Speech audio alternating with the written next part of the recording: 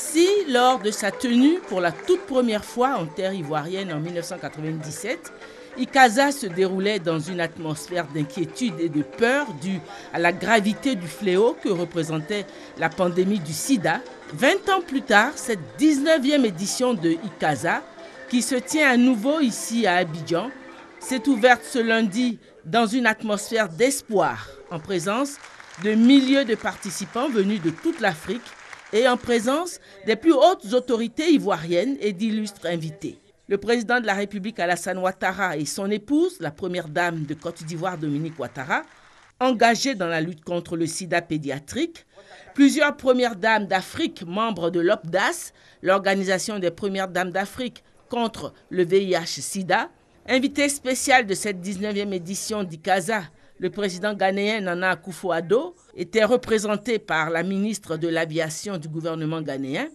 Présent également à cette autre Ikaza en terre ivoirienne, le président Henri Konan Bédié, qui avait présidé en qualité de président de la République de Côte d'Ivoire la cérémonie d'ouverture de cette grande rencontre sur le sida qui était organisée pour la première fois en Côte d'Ivoire en 1997.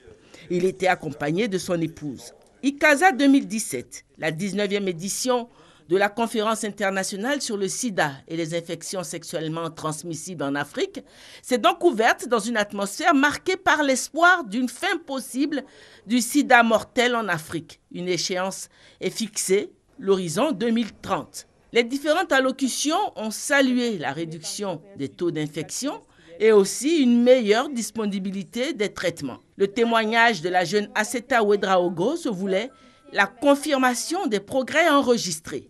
Je suis une personne vivante avec le VIH depuis ma naissance.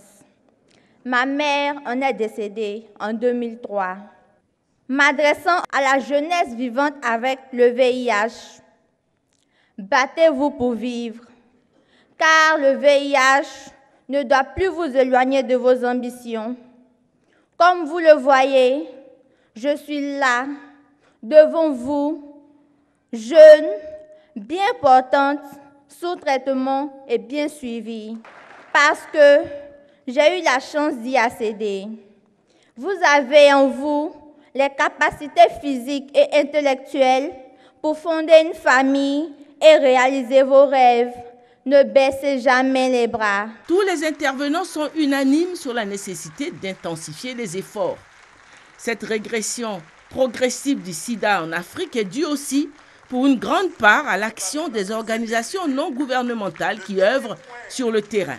Si la parole ne leur a pas été donnée nommément, elles ont su tout de même se faire applaudir. Ainsi, pendant 6 jours, à travers ateliers et panels, tous les participants échangeront leurs expériences pour faire avancer un peu plus la lutte sur le continent.